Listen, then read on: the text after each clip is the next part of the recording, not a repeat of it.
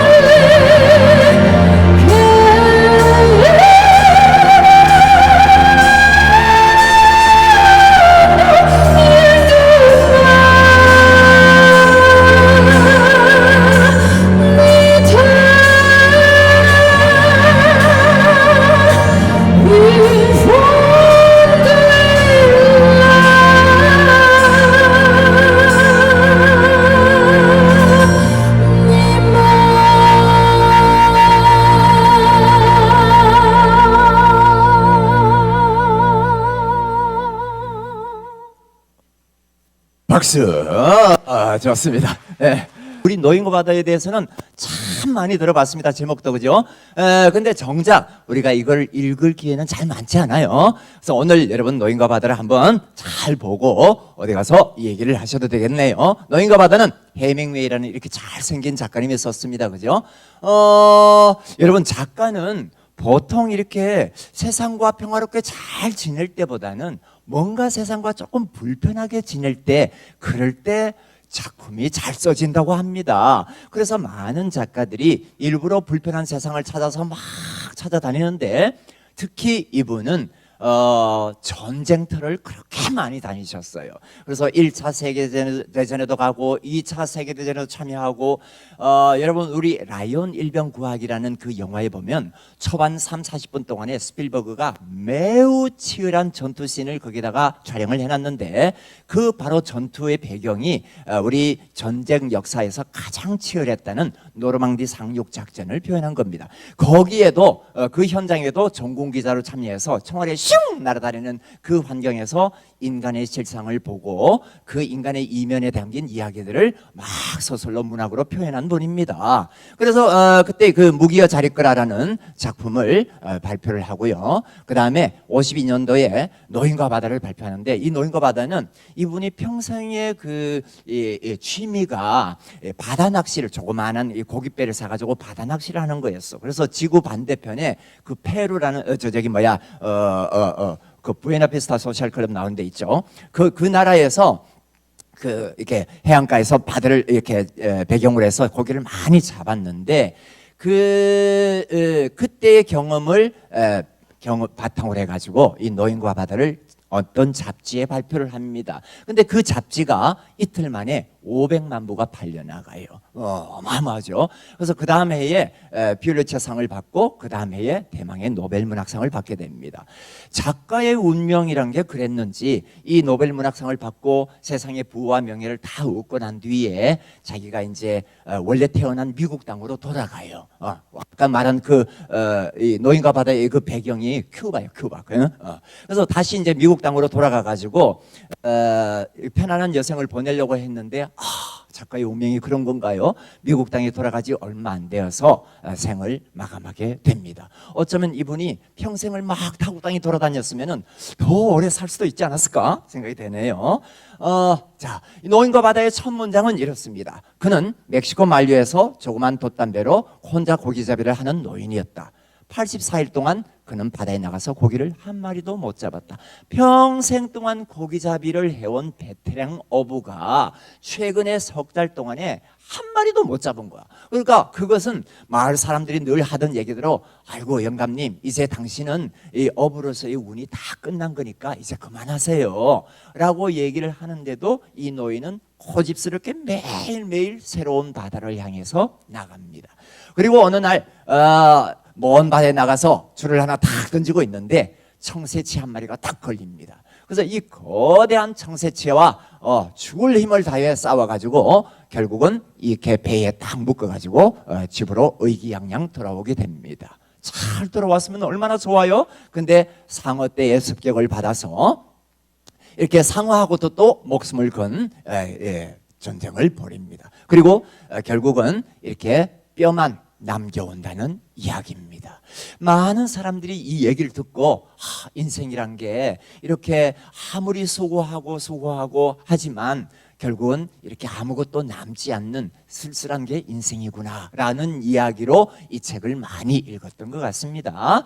그런데 저는 이 책을 읽으면서 과연 인생이란 게 이렇게 어떤 결과물에 우리가 뭔가 집중해야 될까? 그거보다는 이것을, 비록 초라한 이것이지만 인생의 결과물을 남겨오기 위해서 그때까지의 그 과정과 흔적들에 인생의 모든 참된 의미들이 다 들어있다라고 한번 읽어봤습니다.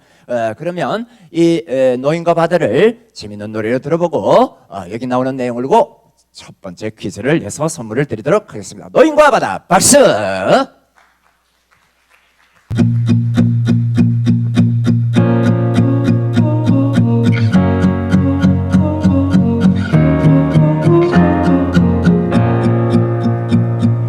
끌고 가는지 알 수 없지만 우린 같은 운명을 당기고 있지. 넌 모를 거야, 줄의 끝에는 힘이 없는 노인뿐이란 걸. 인간이 무엇을 할 수 있는지 어디까지 견디는지 보여주겠다. 떨리는 손 흐릿해지는 바다여 나를 견디게 하라. 파멸은 당해도 패배하진 않아. 인간은 패배하게 만들어지지 않았다. 숨이 멎을 때까지 싸우는 거야. 꿈이면 좋겠어. 고통이 날 깨우네.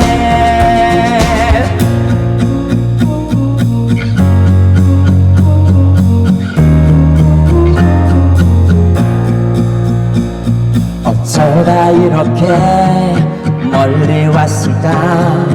이 넓은 바다에 나만 외로이. 아니라도 남겨가면 좋겠지만 상어의 시간이 나를 기다려. 밧줄이 핥혀버린 손바닥 붉은 방울. 상어야 내 피도 어서 먹어라. 그리고 이 노인을 배가 부르게 먹었다는 거짓 꿈이나 꾸거라. 뛰고 싸우고 또다시 뛰고 커다란 등뼈만 남겨왔지만 난 다시 내일을 바다로 가겠어. 출렁이는 운명과 맞서버렸다. 아이야 나를 보고 울지 말아라. 나는 바다에서 진 적이 없단다. 낡은 침대에 낡은 몸을 두인다. 닿을 수 없는 꿈을 향해 돛을 올린다. 박수! 좋아요. 그러면 요거는 퀴즈가 아닙니다. 너무 긴장하지 마십시오. 여러분 이거는 뭐 누구라도 맞출 수 있기 때문에 인간은 패배하도록 만들어지지 않았어. 인간은 파멸당할 수는 있어도 패배하지는 않아. 그죠? 노인과 바다에서 가장 유명한 문장입니다. 그러면 진짜 문제를 내보겠습니다. 옆집 소년 마놀린과 노인이 같이 이야기를 나누고 있습니다. 먼 항에서 돌아온 노인이 먼저 얘기를 합니다. 난 놈들한테 졌단다 마놀린. 놈들한테 정말 지고 말았어. 그랬더니 이 소년이 노인에게 뭐라고 얘기했을까? 청새치가 정답이었습니다. 제가 노인과 바다를 보면서 한 10가지 정도 정리를 해봤습니다. 메모를 꿀찍꿀쩍. 첫 번째는 노인은 어제와 다른 오늘을 찾아서 매일매일 바다로 나간다는 겁니다. 두 번째, 노인이 줄을 항상 세게 당기지만 않습니다. 이 청새치나 상어, 청새치를 만났을 때 청새치가 자기보다 힘이 월등하게 세기 때문에 당기기만 하면 이 노인이 결국은 지게 돼 있죠. 그래서 풀어줄 때도 있어야 되는 겁니다. 그래서 풀면서 자꾸 이제 그 청새치를 따라가죠. 그래서 청새치가 힘이 다 빠질 때까지 계속 따라갑니다. 세 번째는 어떤 줄은 잠시도 놓지 말아야 하는 줄도 있는 겁니다. 그 다음에 모든 일은 양면성을 띈다. 아까 그 노인이 책 속에서 이런 말을 합니다. 야, 고기잡이가 나를 먹여 살리기도 하면서 나를 죽이기도 하는구나. 오늘은 내가 여기서 죽을지도 모른다는 생각 때문에 평생을 이 물고기 때문에 먹고 살았는데 오늘은 물고기 때문에 죽는다. 그래서 이 인생의 모든 일에는 그런 양면성이 있다. 그 다음에 노인이 항상 막 그 비몽사몽간에 막 이렇게 고기하고 싸우잖아요. 근데 이 노인을 가장 내가 아직 살아있구나라고 느끼게 하는 것은 아이러니하게도 고통이었다는 겁니다. 예. 자, 그 다음에 인간은 결국 이겨내는 존재. 아까 우리가 인간은 패배할 수는 있어도 파괴당할 수는 있어도 패배하지는 않는다라는 말을 했죠. 그 파괴라는 말은 외부에서 오는 힘이 나를 부순다는 얘기고, 패배라는 것은 내 마음에서 이 외부 세상을 밀어내는 나의 의지라고 볼 수 있습니다. 외부의 힘이 나를 부술 수는 있지만 내 스스로 내 마음이 세상에 지지는 않겠다라는 의지를 갖고 있는 거죠. 그래서 그 외부의 힘은 destroy라고 되어 있고요. 내가 내부에서 지는 거는 defeat라고 되어 있습니다. 단어가 조금 다릅니다. 그 다음에 내 존재 가치를 확인시켜주는 사람을 가까이 두어야 한다. 노인에게 주변 마을 사람들이 전부 다 이제 그만하세요 이렇게 얘기를 했지만 그 옆에 있는 마놀린 소년이 끝까지 이 노인의 존재를 반짝이게 만들어주죠. 그죠?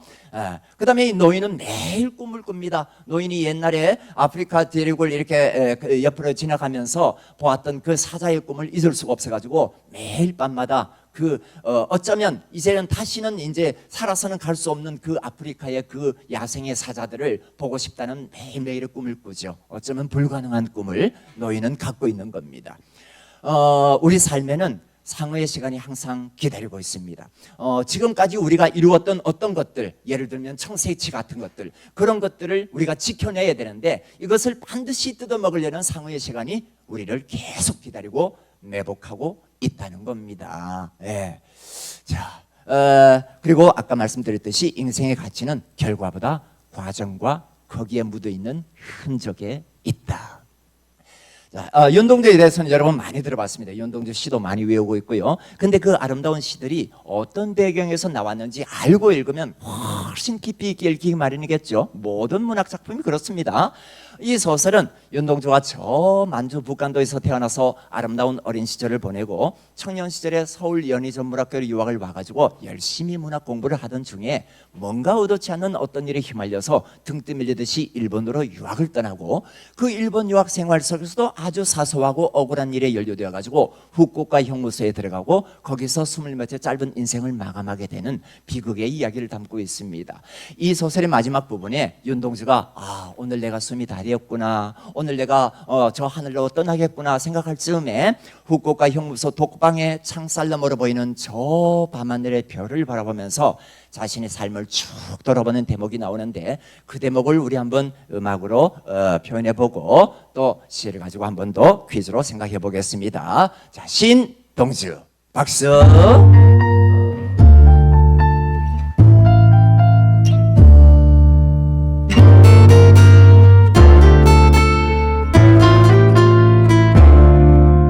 절창밖 보이는 밤하늘이 밝아 누워있는 내 몸 여기에 두고서 저기 먼 별로 간다. 나와 별 사이엔 아무것도 없다. 형무소의 높은 담장도 독방의 창살도 눈 감으면 떠오르는 푸르른 시간들 세상과 내 마음에 눈을 뗄 수 없었지. 영롱하게 맺혀오는 우리말 이슬 모아 한 편의 시가 된 그 시간을 영원히 사랑했네. 야만의 시대조차 막을 수가 있을까.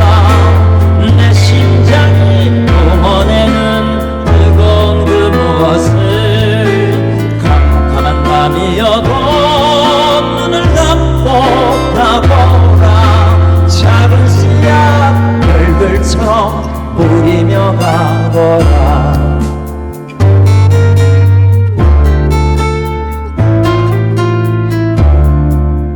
인생은 살기가 어렵다는데 시가 이렇게 쉽게 써지는 건 부러운 일이다.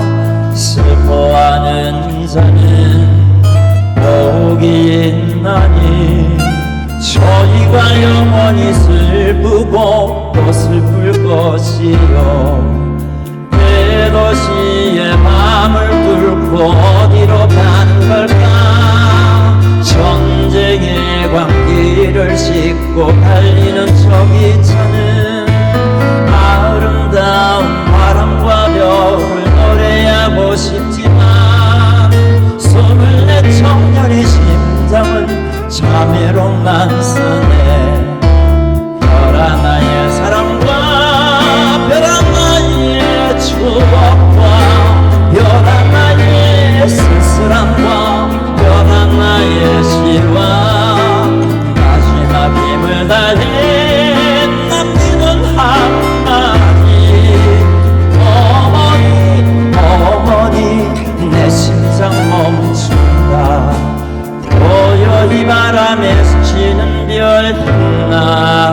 나를 비춘다. 박수!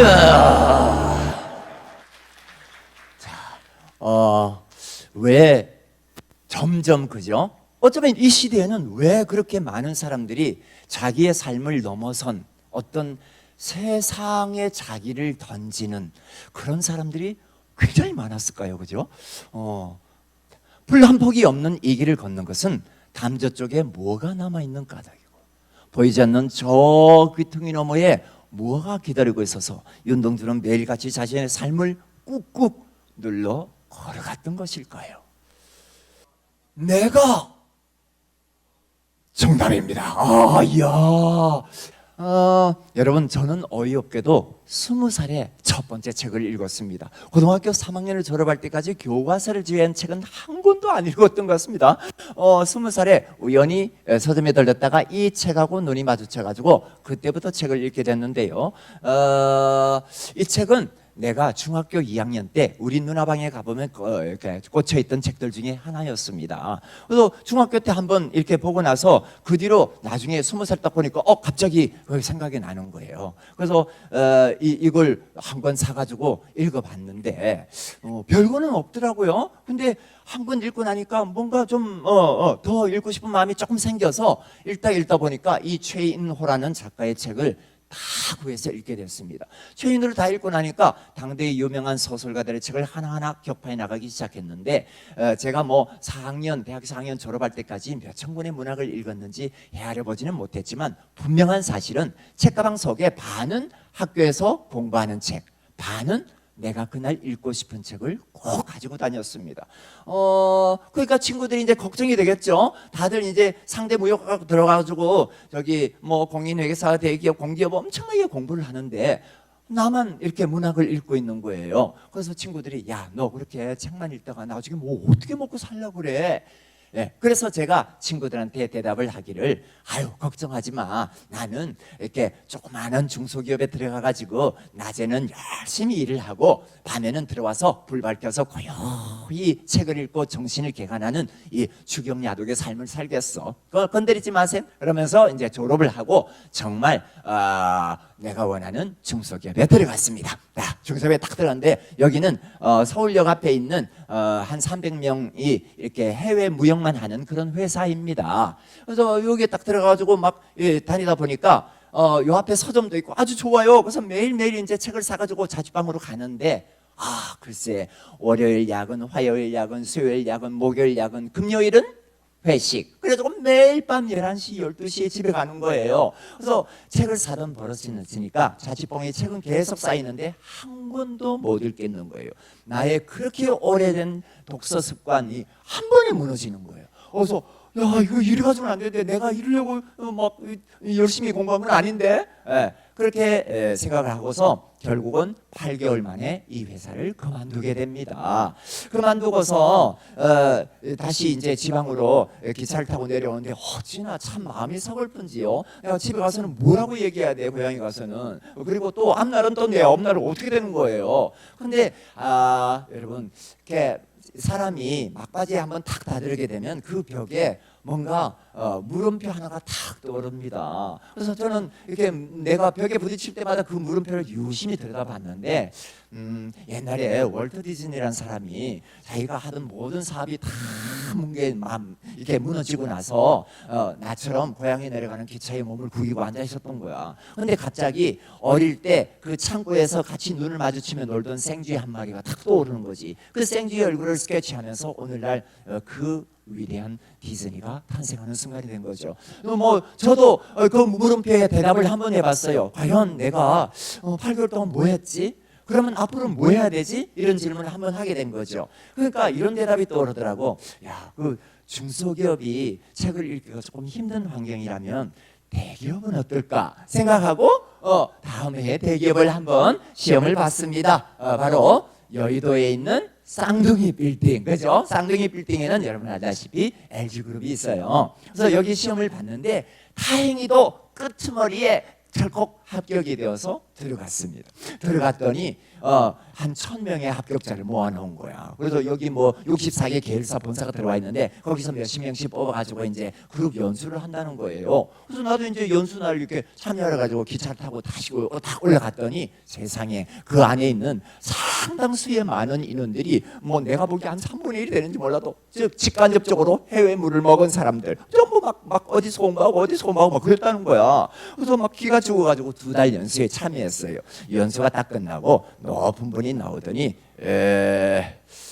이름 부를 테니까 몇 명 나오세요. 그러면서 막 이름 불렀는데 제가 거기에 들어간 거예요. 그래서 이제 사람들이 전부 우리 친구들이 전부 다 야 너 연수 기간에 그렇게 까불다가 너 잘리는 거 아니야? 그 친구들 어떡하지? 너네들은 끝까지 잘 살아남아라. 나 먼저 집에 간다. 뭐라면서 막 우리가 나왔지. 근데 밖에 나오니까 우리를 이렇게 비밀 엘리베이터를 타고 윙 어디론가 데려가더라고. 그래서 갔더니 막 우리가 얼굴을 알만한 사람들이 앉아 있는 거예요. 그래서 그 사람들이 막 나한테 묻는 거야. 우리한테. 그래서 자네들 어디 가고 싶냐고. 그래서 저는 아무데나 보내주세요. 저 열심히 일하겠습니다. 제발. 그랬는데 우리는 다 쫓겨나는 줄 알고. 그랬더니 그분들이 이렇게 우리를 이렇게 뭐라 그러지? 그렇게 차출하러 온 사람들이 몇 명이 있어. 그래서 내가 이제 우리 그 1000명의 신입 사원들이 다 원하는 해외 사업으로 들어가게 됩니다.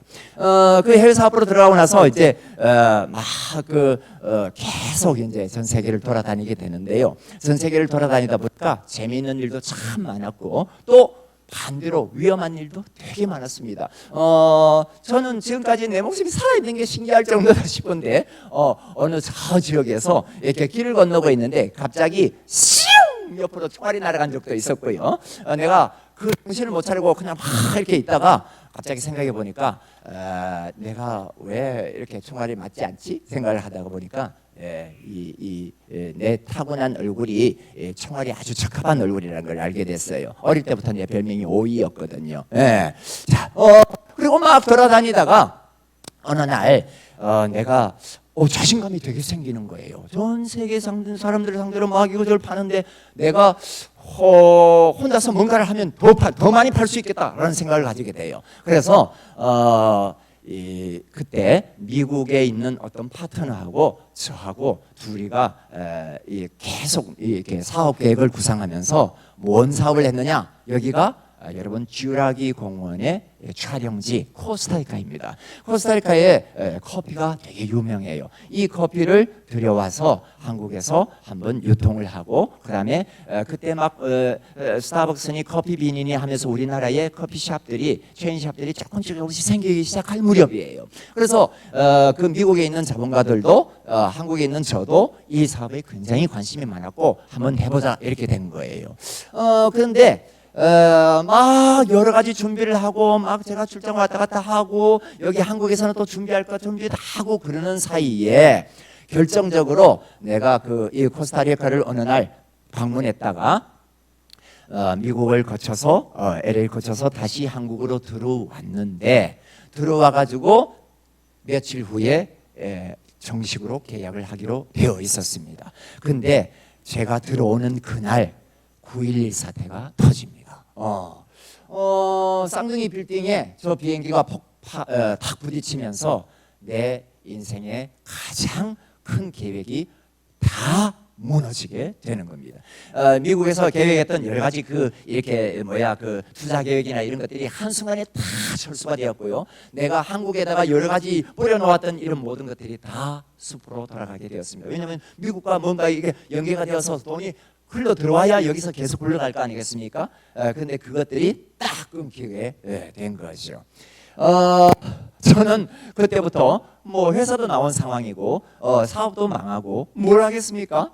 그래서 계속 방황을 하다가 이제 선배가 조그만한 무역회사를 이렇게 운영하고 있어요. 거기에서 와서 일을 좀 봐달라 그러길래 내가 이제 거기 가서 일을 하기 시작했습니다. 그 회사는 멕시코에다가 섬유를 주로 수출하는 회사인데 이제 이제 바이어들이 주로 이제 이런 샵들을 가지고 있어요. 수입해가지고 막 옷을 만들어가지고 이렇게 옷 가게도 막 이렇게 갖고 있고 그래요. 그래서 장사를 하다 보니까 이 외국에 있는 우리 이렇게 바이어들이 그런 조금 이렇게 수를 많이 써요. 술수를 어떤 거냐면 이렇게 수입 가격이 만일에 뭐 100원이다. 그러면 그 100원을 100원대로 신고하면은 얼마의 세금이 나오잖아요. 그래서 그거를 50원, 30원 이렇게 가격을 낮춰서 신고를 하고 세금을 좀 피하는 경향들이 많이 있어요.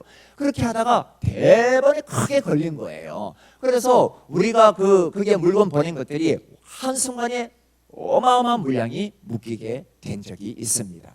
그래서 이제 여기 이제 멕시코에 있는 대표는 막 감옥에 들어가 있고 여기 있는 직원들은 우리한테 돈 못 주겠다 그러고 있는 상황이 이렇게 된 거죠. 그래서 우리 선배랑 저랑 멕시코로 돈을 받으러 여러 번 갔습니다. 근데 갔는데 갈 때마다 돈을 못 받아오는 거예요. 어느 날은 여러분 멕시코 시티에 가보면 이 호텔에 탁 누워 있잖아요. 그러면 잠을 자려고 탁 이렇게 눈을 감으면 어디선가 탁 총소리가 들려요.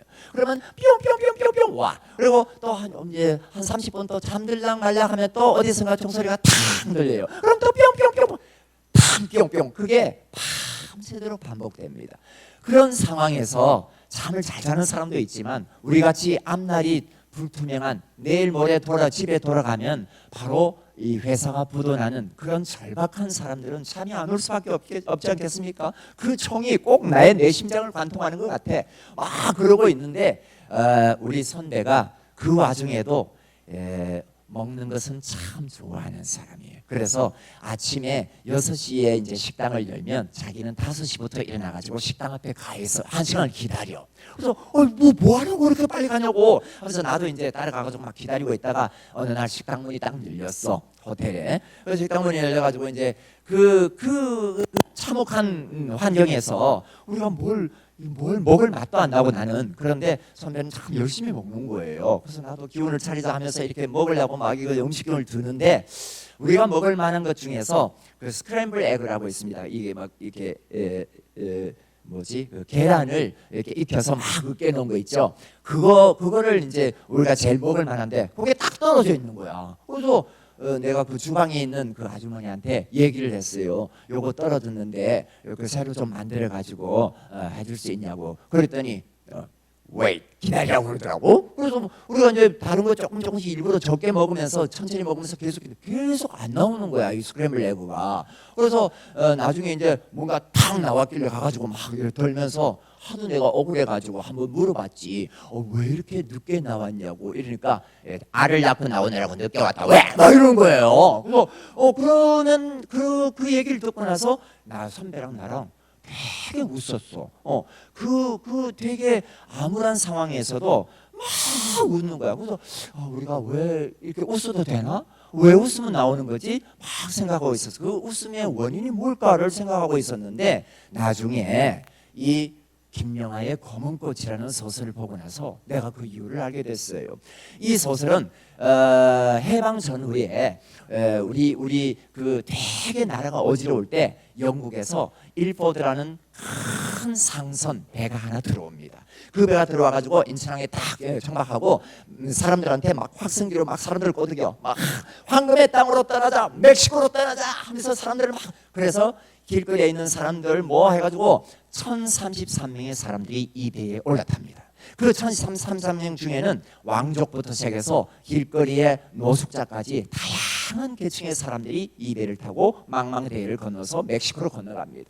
근데 그 멕시코 땅에 딱 내려서 그들을 기다린 것은 황금의 땅이 아니라 애니깽이라는 가시를 자르면서 평생 동안 사막에서 거친 노동 속에서 죽어야 됐던 잔인한 운명들이 기다리고 있었던 겁니다.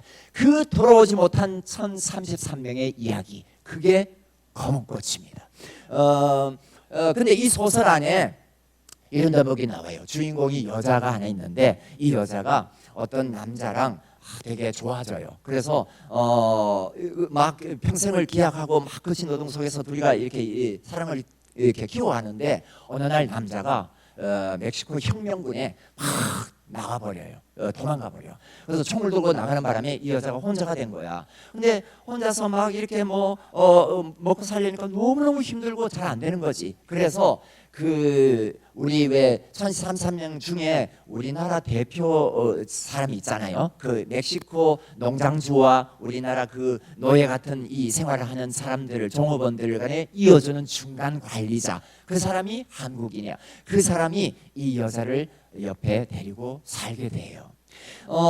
그러니까 매일매일 굴욕의 삶을 살게 되는 겁니다. 이 여자는.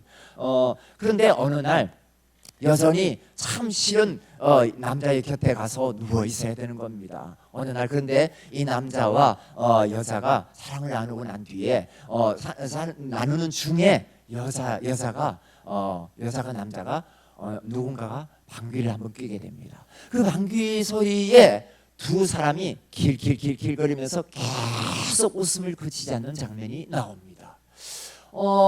저는 이 대목, 그러니까 이 여자가 웃을 수 없는 상황인데 갑자기 뭔가의 외부적인 상황이 생겨서 웃게 되었잖아요. 그걸 보면서 그때 내가 웃었던 게 바로 이런 것이었을 수도 있겠다. 인간의 어떤 희망이나 혹은 즐거움이나 이런 것들은 깊은 고통과 어둠 속에서도 아주 자그마한 먼지 하나 같은 게 우리 기관지를 건드려서 그 간지러움 때문에 어쩌면 이 큰 몸덩어리가 웃게 되는 것이죠. 작은 보이지 않는 먼지 하나 때문에 우리가 웃게 되는 것처럼 우리 일상 삶에도 그런 순간들이 있구나 하는 걸 알게 됐습니다. 자, 이 멕시코 사람들 그때 이제 노동하던 사람들 보면은 놀랍게도 웃고 있습니다. 그 환경에서도. 예. 자, 그리고 어느 날 이제 제가 그날 돌아와서 당연히 회사는 뭐 부도에 났겠죠. 하고 더 이제 살아가기 힘든 상황에 놓였는데 또 다른 이제 직업을 찾아서 막 이렇게 어디 들어가가지고 막 열심히 일을 하고 있을 때입니다. 그런데 교보문고 앞을 어느 날 이렇게 버스를 타고 딱 지나는데 내 수중에는 그날의 버스비하고 점심값 2개가 항상 들어 있었고 나머지는 돈이 없던 상태였습니다. 그래서 이 앞을 지나가면서 그 앞에 이제 교보문고에 걸게 이렇게 뭔가 문구가 걸려 있잖아요. 저걸 딱 보니까 너무너무 저 안에 들어가고 싶은 거야. 근데 내 들어가면 안 되지. 들어가면 뭐 살 돈도 없는데. 그래가 딱 어느 날 들어갔어.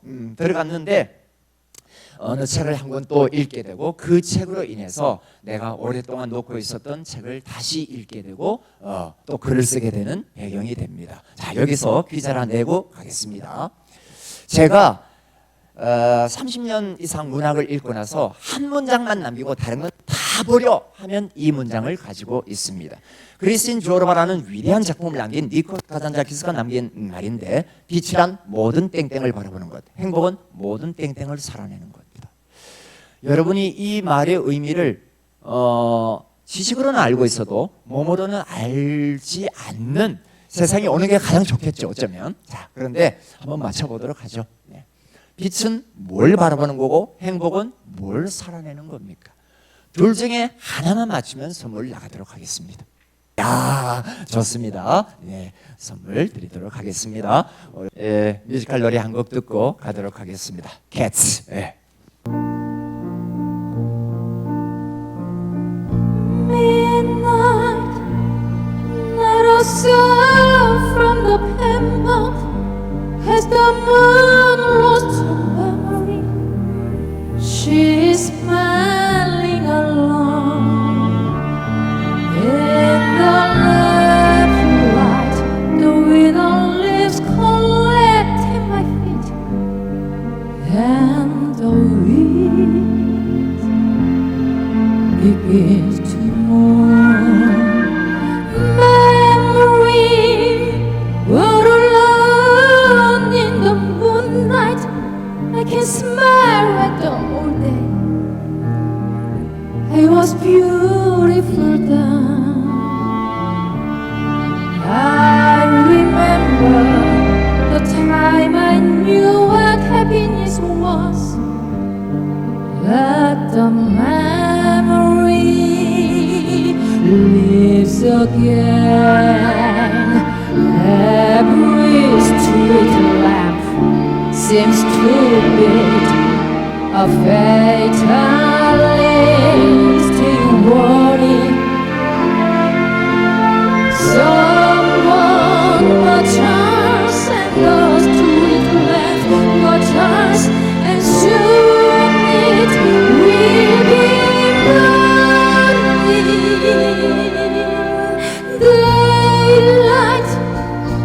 must wait for the sunrise. I must think of a new life, and I must think it in. When the dawn comes, tonight will be a memory too. Let the memory live again.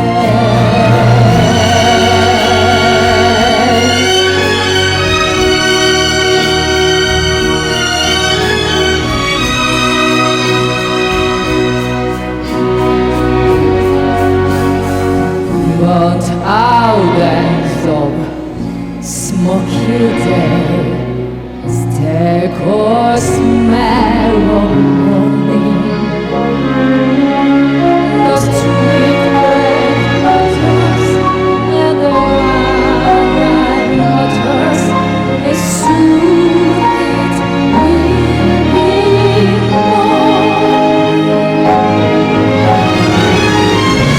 touch me, it's so easy to leave me.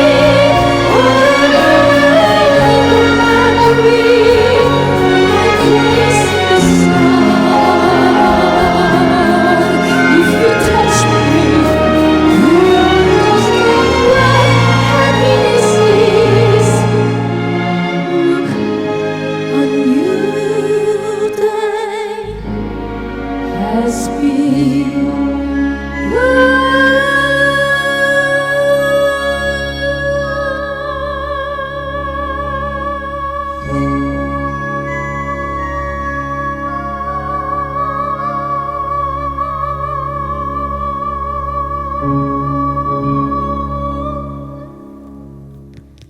네, 감사합니다.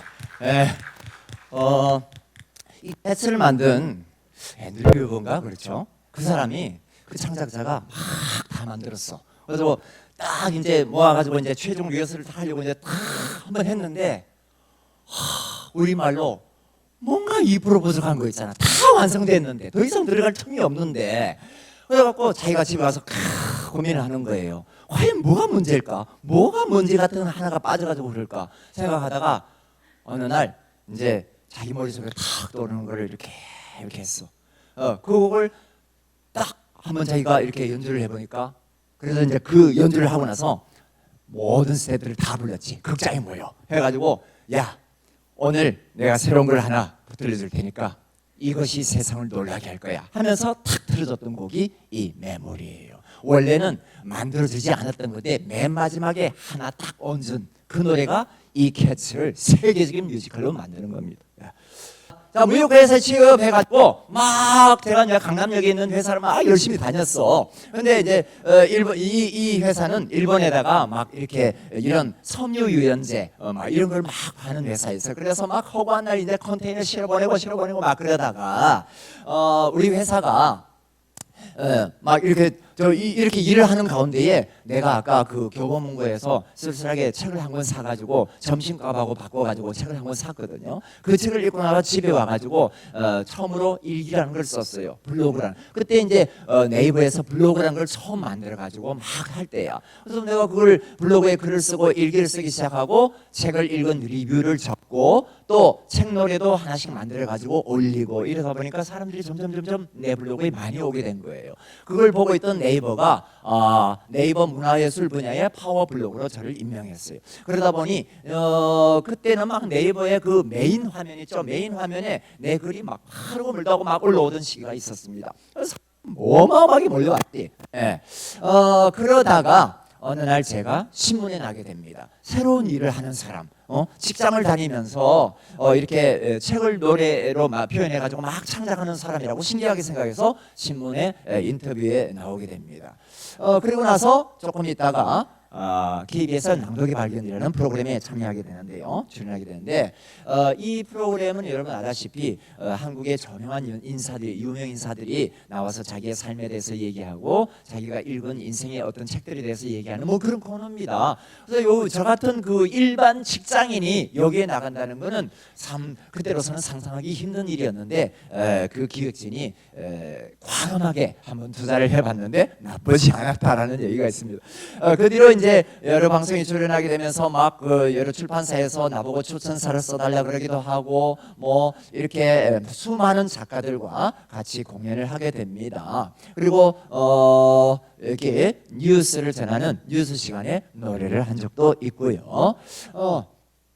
그리고 2015년도에 제가 책을 한 권 내게 됩니다. 이 책은 뭐 책을 쓰려고 한 게 아니라 어떤 이렇게 출판인께서 저한테 잡지가 있으니까 그 잡지에다가 1년 동안 연재를 한번 해보라는 거예요. 저는 책을 쓸 시간이 없다 그러니까 그때 이미 뭐 공연을 조금 많이 다니고 있을 때였으니까 그래서 이 원고를 2주에 한 번씩 내야 되는데 원고지 30면을 2주에 한 번 낸다는 게 그렇게 쉬운 일은 아닙니다.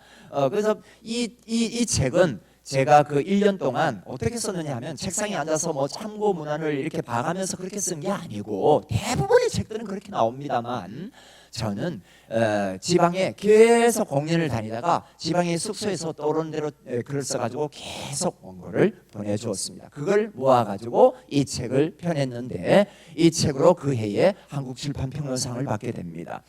역시나 직장 생활을 계속 하고 있을 때 그래서 저는 이 생활이 이제 꽤나 저한테는 소중하고 낮에는 노동을 하고 밤에는 이렇게 책을 읽고 뭔가 예술 활동을 하는 그게 내 인생 목표였잖아요. 20살 때부터. 그래서 이제 이렇게 점점점 이렇게 이름을 좀 알리다 보니까 한국일보에 한 3년 4년 동안 제가 칼럼을 쓰는 필진으로 있었고요. 이때 그 필진들이 여러 명 있었죠. 근데 이 코너에 한 6개월 정도 만에 계속 필진이 바뀌게 됩니다. 저도 한 6개월이나 뭐 쓰고 바뀌어야 되는데 제가 3년 일상을 썼어. 왜냐하면은 그래서 내가 하도 바빠가지고 이걸 하나 쓰는데도 너무너무 힘들거든요. 그래서 내가 한국일보에 전화를 여러 번 했어요. 찾아가기도 하고 그래서 제발 난 못 쓰겠다. 그랬더니 이분들이 하는 말이 조회수가 내가 압도적으로 많이 나온대. 근데 그 이유를 알고 보니까 제가 이제 다니는 학교에서 학생들이 제 가르치를 계속 검색해가지고 읽는 거예요. 뜻도 모르면서. 그러다 보니까 제가 한 3, 4년 올해 가장 오래 쓰게 됐죠. 그리고 이렇게 유명인들과 같이 행사도 하고 다니고 막 그렇습니다. 그때 사람들이 저를 보고 개짱이라고 불렀어요. 개미와 배짱이를 두 개 합한 개짱이의 인생이라고. 근데 저는 이 생활이 정말 좋았어요. 그래서 낮에는 힘들게 육체 노동을 하고 밤에는 들어와서 정신을 개간하는 이 두 가지 양면성이 참 좋았는데 그걸 평생 하고 싶었어. 그런데 그걸 못하게 하는 시간이 오게 됩니다. 자, 그 얘기는 조금 이따 하고요. 이렇게 어마어마한 고민 속에서 한 생을 살아갔던 한 주인공을 만나보도록 하죠. 야, 여러분 햄릿 참 많이 들어봤습니다. 그죠? 햄릿은 셰익스피어가 썼는데 이 셰익스피어의 4대 비극에 우리가 너무나 잘 아는 로미오 줄리엣은 4대 비극이 또 못 들어갑니다. 희한하게도. 아무튼 4대 비극 중에서는 좀 햄릿이 좀 유명하죠. 햄릿의 주인공들은 우리가 알 필요가 없습니다. 왜냐? 다 죽어요. 그것만 알면 돼요. 다 죽어. 어느 날 병사들이 보초를 서고 있습니다. 근데 밤에 저렇게 생긴 유령이 왔다 갔다 하는 거예요. 그래서 유령을 자세히 보니까 지금 왕이 아니고 바로 이전 왕의 모습을 한 유령이 왔다 갔다 하는 거예요. 그래서 저 이전 왕 아니야? 말이 이전 왕의 아들 즉 햄릿 왕자를 빨리 불러 해가지고 왕자님을 모셨어. 왕자님 저기 아버지 유령이 돌아다니고 있어요. 그러니까 햄릿이 딱 보니까 진짜거든. 그래서 야 너 뭐야? 너 유령이 아니면 우리 아버지 홀령이야? 그러니까 이 유령이 대답하기를 나는 네 애비 홀령이 맞아. 아니 그러면 여기를 왜 왔다 갔다 하시는 겁니까? 내가 어느 날 낮잠을 자고 있는데 너의 삼촌이 독약을 가져와서 내 귀에 부어가지고 나를 독살했어. 그리고 너의 어머니를 왕비로 삼았지. 나는 잠을 자다가 왕의 자리도 잃고 왕비도 잃었으니 부디 내 원수를 꼭 갚아다오. 이렇게 부탁을 하는 거예요. 그날부터 햄릿은 어마어마하게 고민을 하게 됩니다.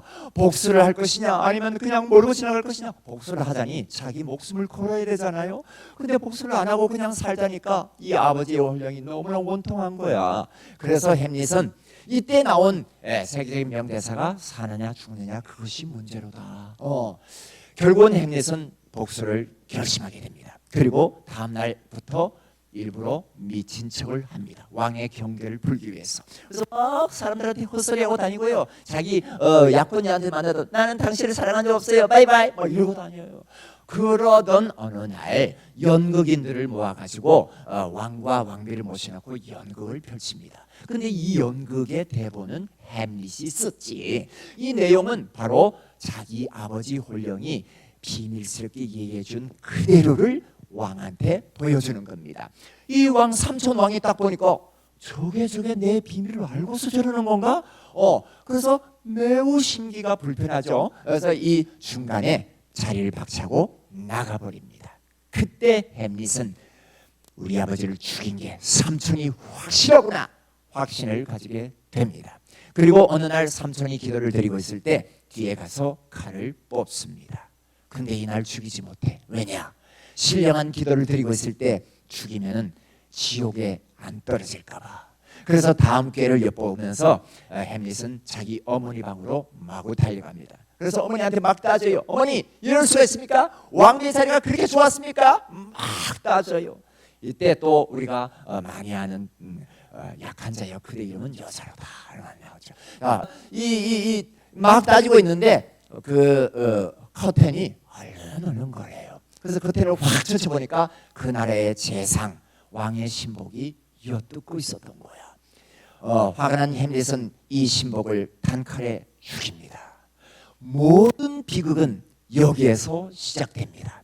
이 죽은 재상은 햄릿의 약혼녀의 아버지였습니다. 아버지가 약혼자의 손에 죽었으니 그 여자가 제정신을 가지고 살 수 있겠습니까? 물에 빠져 죽게 됩니다. 여동생도 죽고 아버지도 죽었으니 그 오빠가 가만히 있겠어요? 바로 햄릿에게 결투를 신청하죠. 이 결투장에서 햄릿도 결투를 신청한 레어티스도 왕도 왕비도 다 죽게 됩니다. 마지막으로 햄릿의 가장 친한 친구 호레이쇼가 옆에 있다가 같이 죽으려고 내가 살아서 뭐해 죽으려고 다 그러는데 햄릿이 호레이쇼를 말립니다. 호레이쇼, 너는 죽지 말고 살아남아서 인간의 이 욕망이 얼마나 부질없는 것인지 세상에 꼭 알리도록 하라 하면서 눈을 감습니다. 그러면 햄릿을 재미있는 노래로 들어보고 다음 퀴즈를 들어보겠습니다. 햄릿!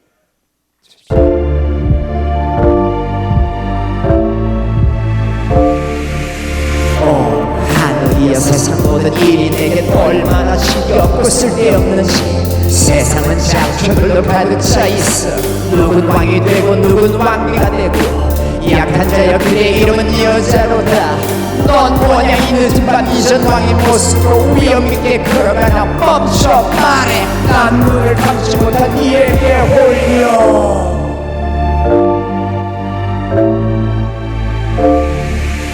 내 이야기 네 영혼을 찢을 거야. 네가 나를 사랑했다면 원수를 갚아다오. 그가 지금 왕관을 쓰고 있다. 잠을 자다 목숨도 왕관도 왕비도 빼앗겼다. 부디 나를 잊지 마라. 복수의 문 앞에서 나는 묻는데 사느냐 죽느냐 그것이 문제로다.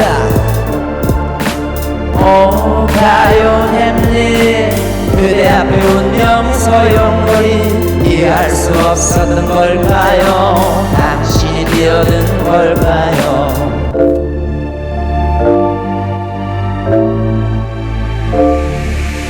난 북한 문명의 돌팔매를 맞으며 살까? 아니면 무기 들고 싸워 죽을 택할까?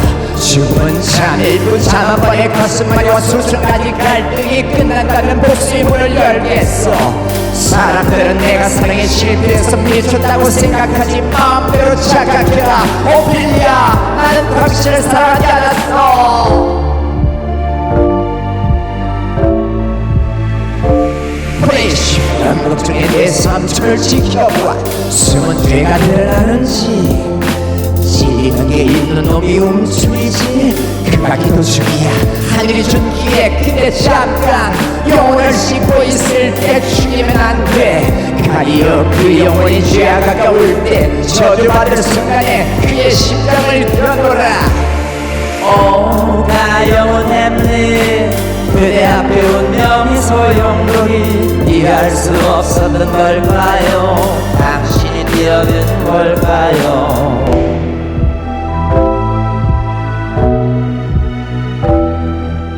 레디스 용서에 내가 밖에 입사연의 용서를 없이나 햄릿 나의 부친의 죽음 그대 탓이 아니고 그대 죽음 또한 내 탓이 아니길 난 죽어가 후레쉬어 짜는 끝까지 살아남아 인간의 조악한 욕망이 얼마나 많은 이들에게 비극이 되는지 내 사연을 말해주게 이제 남은 건 영원한 침묵뿐 영원한 침묵뿐 박수.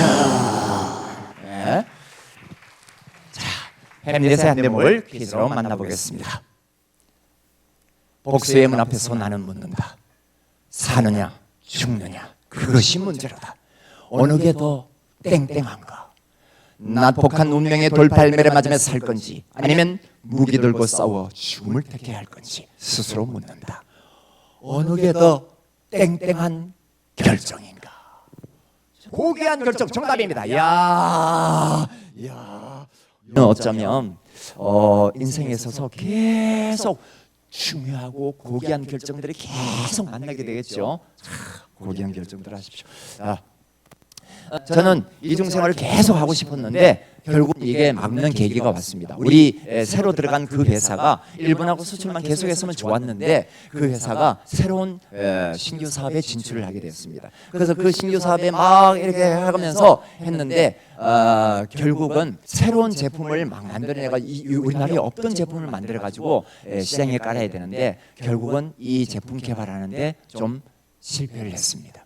그래서 제가 회사가 점점 이게 끝까지 저는 안 된다라고 생각할 즈음에 뭔가 결정을 해야 됐죠. 근데 그때 이제 제가 어떤 거래처를 갔더니 그 거래처에서 이런 말을 하는 거예요. 어떤 한 회사가 잘 되려면 그 회사 안에 수많은 사람 중에 누구 한 사람은 반드시 미쳐야 된다. 그 얘기를 하는 거예요. 그래서 내가 그날 회의를 하고 집으로 돌아오면서 내 마음에 결심을 했지. 내가 그 미친 한 사람이 되면 좋겠다라고 생각을 해봤습니다. 그리고 열심히 일을 했습니다. 열심히 일을 했는데 근데 열심히 일을 하는 가운데서도 외부적인 상황이 이거는 안 되겠구나 하는 거를 어느 정도 계속 느끼겠더라고. 아무리 내 몸을 갈아 넣어도. 그래서 제가 새로운 일을 하나 찾아보려고 노력을 했습니다. 근데 그때 이제 우연히도 회사 일과 제가 이제 글을 쓰고 공연을 하고 이런 일들을 같이 병행을 하고 있었는데 이 공연 쪽의 이 일이 계속 많아지는 거예요. 점점 많아지는 거예요. 그런데 이거 하나 가지고 내가 인생을 딱 직업을 전환하기에는 조금 리스크가 있어. 그런 시점이 있잖아요. 딱 요것도 아니고 저것도 아닌. 그때 내가 여러모로 햄릿과 같은 고민을 하게 됐던 거죠. 그래서 내가 이 고민을 하는 데 있어서 어떤 체크리스트를 한번 만들어 봤어요. 과연 내가 이 길을 가야 되나 말아야 되나. 외적 요소, 환경을 바꿨을 때 내가 얻을 것, 잃을 것은 무엇이고 그 둘의 합계는 어떻게 될까? 플러스 마이너스가. 그 다음에 새로운 시장의 크기는 어느 정도인가? 내가 만일에 저쪽 공연 시장으로 갔을 때 그 공연 시장이 뭐 터무니없이 적다면은 갈 이유가 없죠.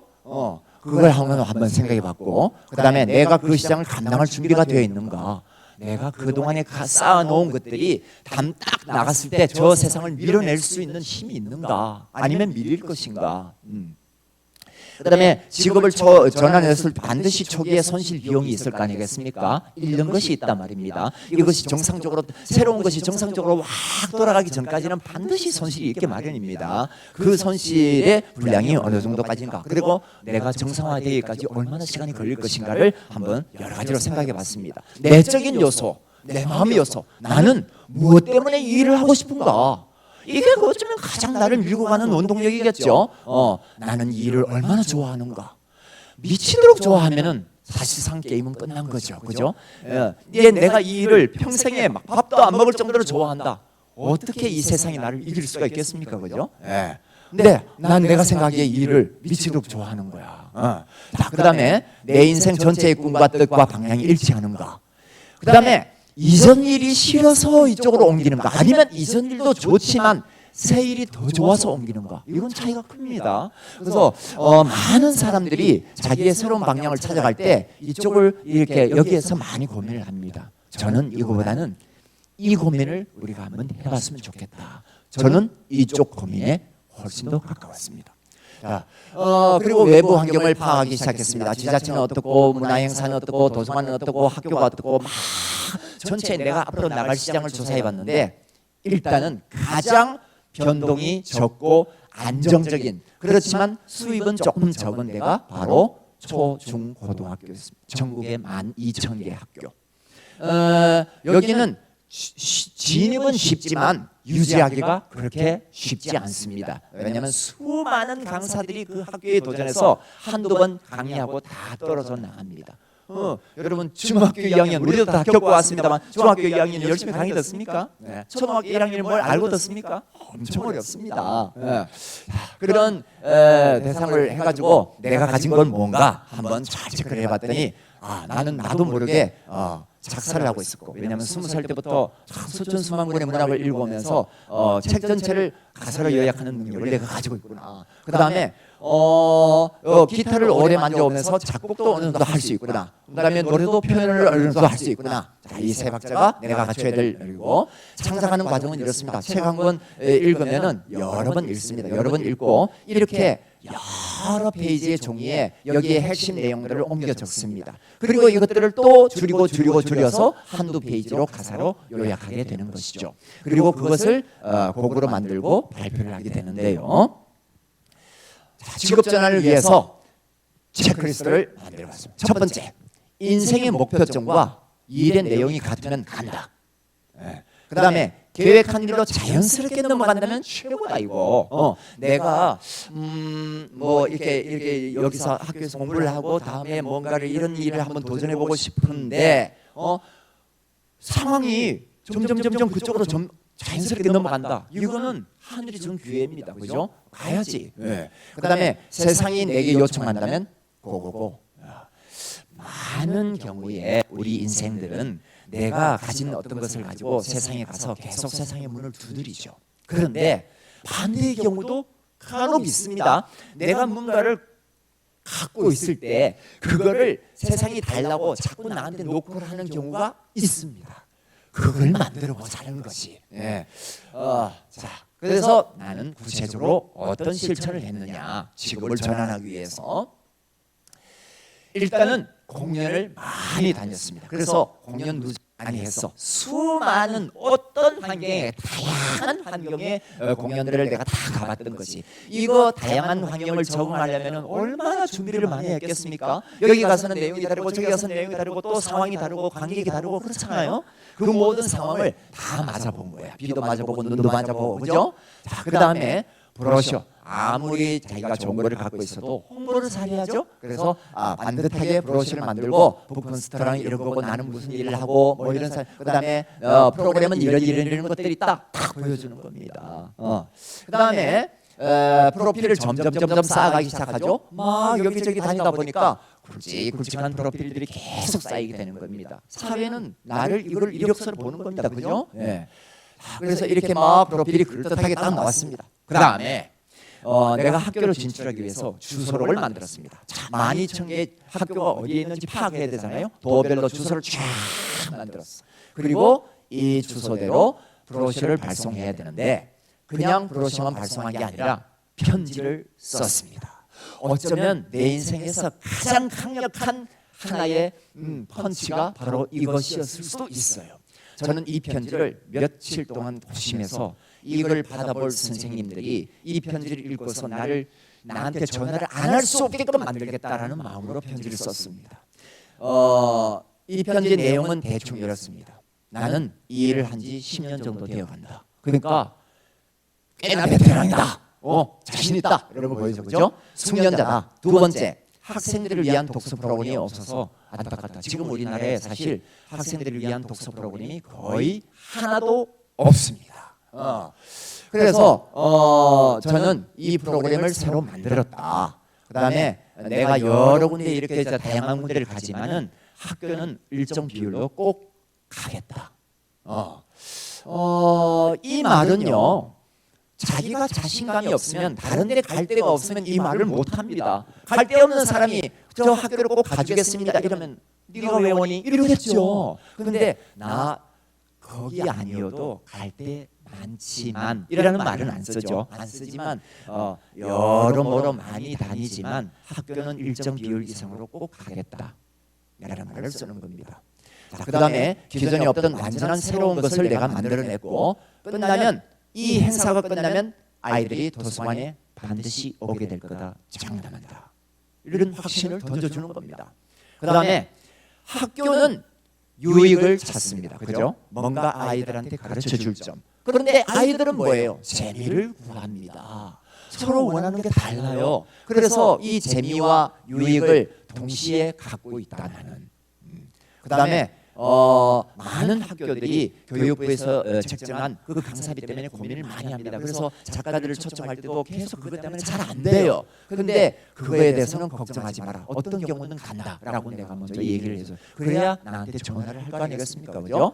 자, 그다음에 가성비 면에서는 최고의 행사다. 그다음에 학교에서는 준비하지 마라. 아무것도 준비 내가 다 준비해 간다. 그다음에 학년 다양한 프로그램을 이렇게 여러 가지를 가지고 있다라는 내용으로 써가지고 편지를 발송했습니다. 한 번 보낼 때 약 200통 단위로 발송을 합니다. 그 당시에 우리 동네 우체국에 내가 최고의 VIP였습니다. 할 때마다 200통씩 300통씩 보냈으니까. 그래서 첫 해에 가장 멀리 있는 나는 경기도권에 삽니다만은 가장 멀리 있는 전라남도의 학교들한테 다 뿌렸습니다.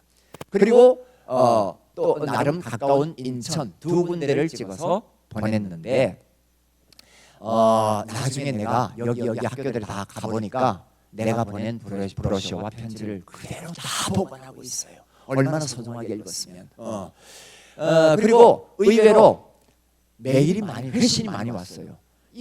나를 초청하고 뭐 하고야 상관없는 건데 나한테 메일이 많이 왔어. 진짜 고맙다고 이러면서 언젠가 초청하겠다고. 그래서 다양한 이런 세분화된 프로그램을 가지고 있었고 그 다음에 오늘 여러분한테 준비해왔듯이 우리 초중고등학교에서는 이렇게 아주 맛있고 재미있는 선물을 꼭 준비해 갑니다.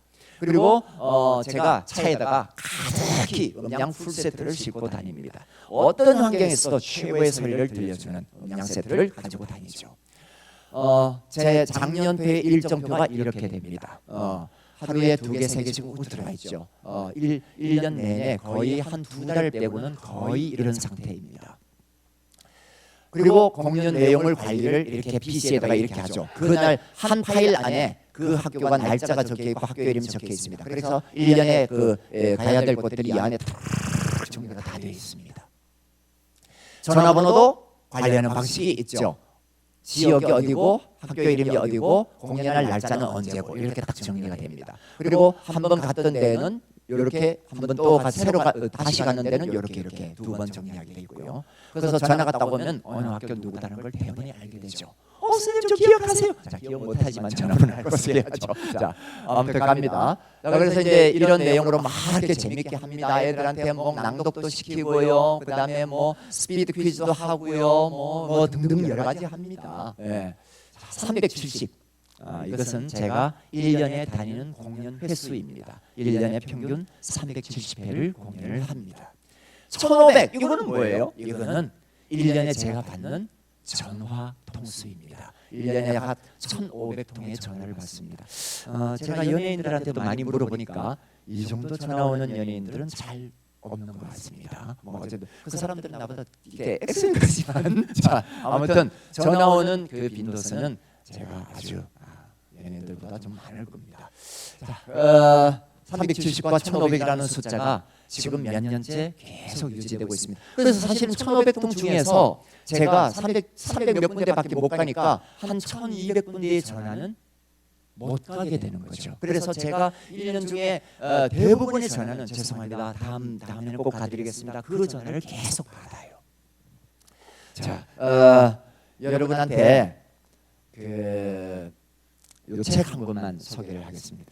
내가 그린 히말라야 시대 그림 요거는 여러분이 마음만 먹으면 15분 만에 읽을 수 있는 아주 짧은 내용인데 이 내용 이 분량은 그렇지만 내용은 매우 깊어요. 여기 남학생이 그림을 잘 그려. 그래서 사생대회 나가서 큰 상을 받아요. 학교에서는 그 상이 자랑스러워서 강당에 딱 붙여놓고 전교생이 다 보게 합니다. 맨 마지막에 얘도 자기 상을 딱 보러 갔더니 내가 받을 상이 아니야. 그날 사생대회에서 그림을 그리던 이 여학생 그림하고 바뀌어가지고 얘가 잘못 받은 거예요. 그래서 이거 제 거 아니에요. 제가 받을 상 아닌데요. 말을 해야 되는데 우물쭈물하다가 그냥 졸업을 해버려요. 오랜 세월이 지나서 이 남자는 대한민국에서 가장 유명한 화가가 됩니다. 그때 자기가 진실을 말하지 못했던 그 부끄러움을 메꾸려고 열심히 그림을 그리다 보니 천재 화가가 되어버린 거지. 이 현상을 두고 성석대 소설가가 이렇게 이야기하고 있습니다.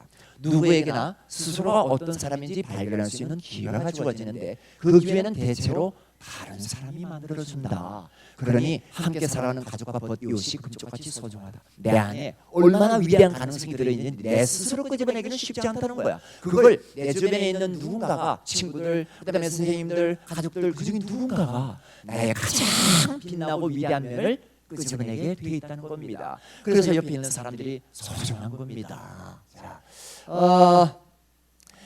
저의 경우는 옆에 사람이 누구였나? 어릴 때 저한테 중학교 1학년 들어가니까 영어 테이프 하나를 선물해준 우리 옆집의 공장 사장님이 계셨어. 우리 시골 동네에서 유일하게 서울로 왔다 갔다 하던 분이었는데 그분이 중학교 1학년 그 교과서를 그대로 외국인의 음성으로 녹음한 영어 테이프를 하나 선물해 주셨는데 그걸 제가 너무 신기해서 듣고 테이프 6개가 다 끊어질 때까지 들었더니 평생 영어를 걱정할 일이 없었습니다. 그러니까 이분이 얼마나 나한테 고마워요.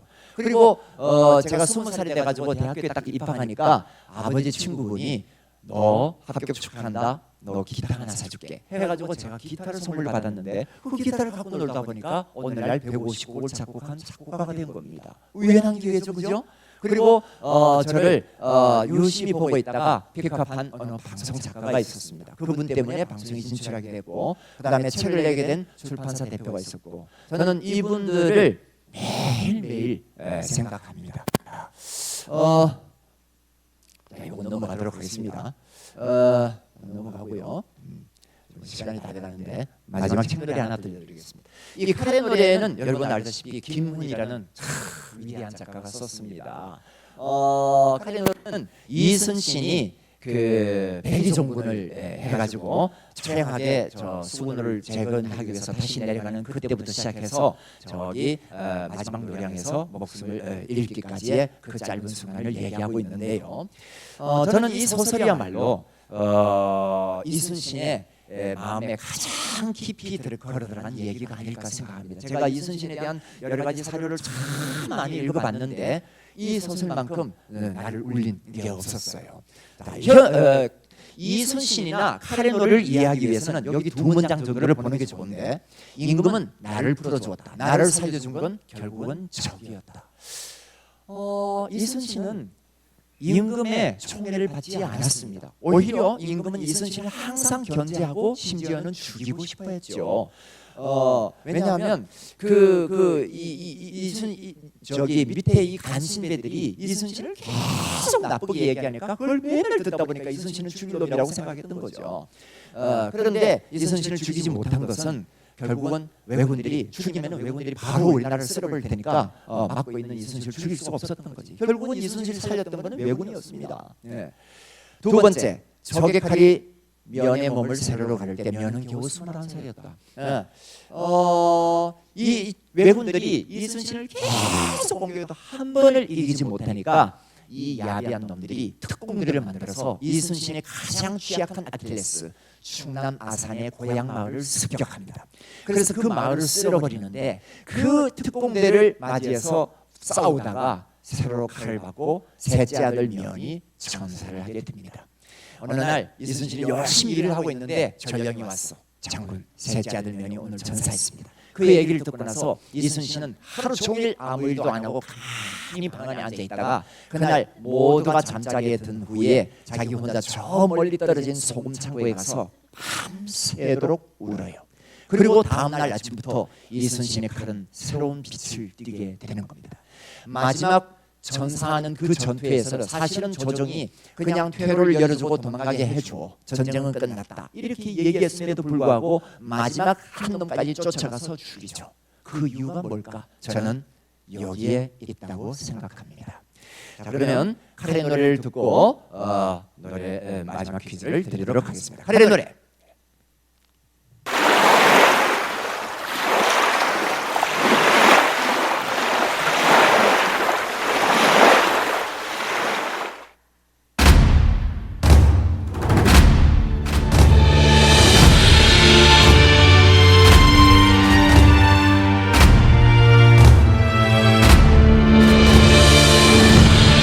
버려진 산마다 꽃이 피었다. 오늘도 죽음은 전력처럼 오시다. 언제나 바다는 숨을 거뒀고 삶과 죽음을 이어낸다. 나를 살린 건 이뿐이 아니라 결국은 적이 되었다. 적의 적으로 사라지고 죽어지기를 바란다. 세상의 무의는 끝끝내 헤어지지 않는다. 내 몸 깊은 곳에서 징징징하게 본다. 살 길 없음을 알아봐. 그것이 살 길이다. 내가 가진 않은 꿈이 하여금 조선의 전부다. 오늘 석탄의 깊이는 죽음 직전에 멎어 있다.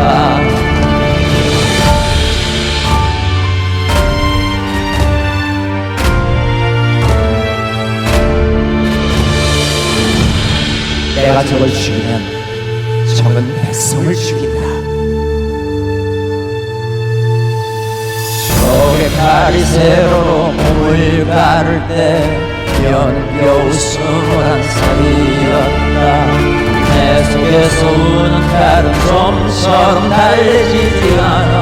물도 말랐다. 석양을 빛나는 섬들이 어둠 속으로 물려가면 내 몸속에 병 아득한 적과도 같았다. 한번 길러 쓸어버리니 빛이 하나를 물들이더라. 목숨을 가르며 건너가는 한라를 산 것에 한자리와 함께 포위돼 있는 무인된 내 운명을 실험한다. 희망은 없거나 있다면 오직 죽음 속에 있다.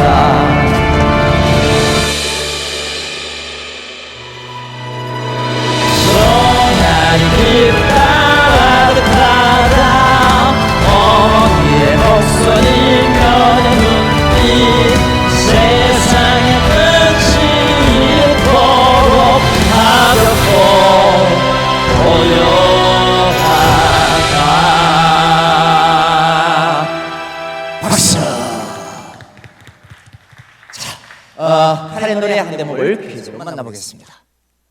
땡의 칼과 땡땡의 칼 사이에서 바다는 아득히 넓었고 나는 몸둘 곳 없었다. 뭐의 칼과 뭐의 칼 사이? 뭐? 적의 칼과 임금의 칼. 정답입니다. 이야, 바로 맞죠. 그리고 레미제라블은 어마어마하게 깁니다. 근데 그 내용이 막 제가 이게 원을 읽어보면 쓸데없는 이야기도 굉장히 많아요. 예를 들어서 무슨 파리에 지하 이렇게 물이 흘러가는 거기에 그 느낌까지 다 돌멩이 지뢰까지 다 써놨어요. 근데 그 지루한 얘기들을 왜 읽느냐? 여러분 이런 겁니다. 내가 거기를 그냥 갔다 왔어. 그거랑 그 지하도에 그 물이 흐르는 생쥐가 막 돌아다니는 거기에 맨발로 디뎌본 그 느낌을 가지고 나서 그 어떤 광장으로 나왔을 때 그 느낌이 다른 겁니다. 그죠? 예. 그래서 나중에 여러분 요거는 한권으로 요약된 책도 있고요. 또 여러 권으로 된 원작도 있습니다. 나중에 한번 읽어보시길 바라겠습니다. 빅토르 휴고는 정말 위대합니다. 자, 레미제라블의 On My Own 청해 듣겠습니다.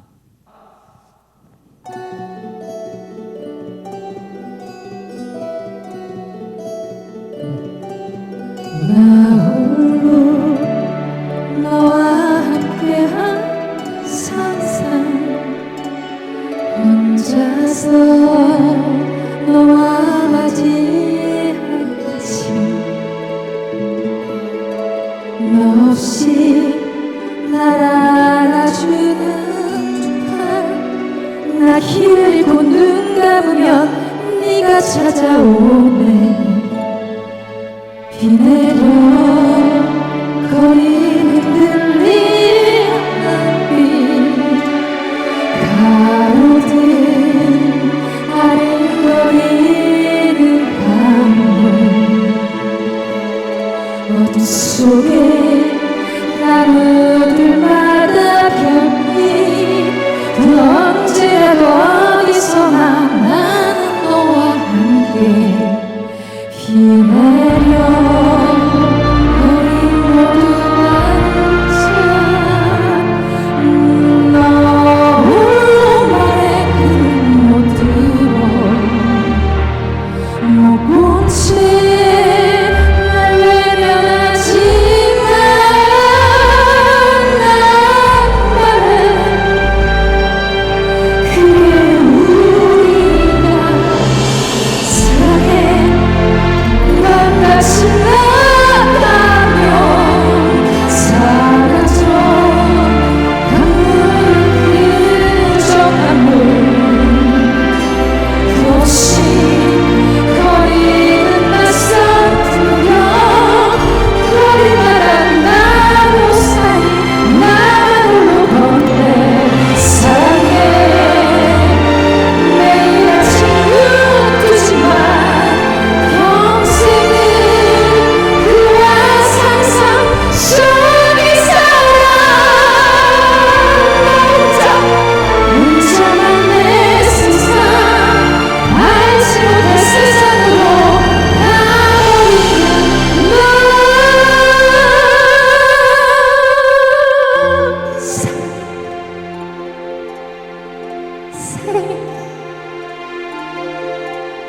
사랑해 하지만 나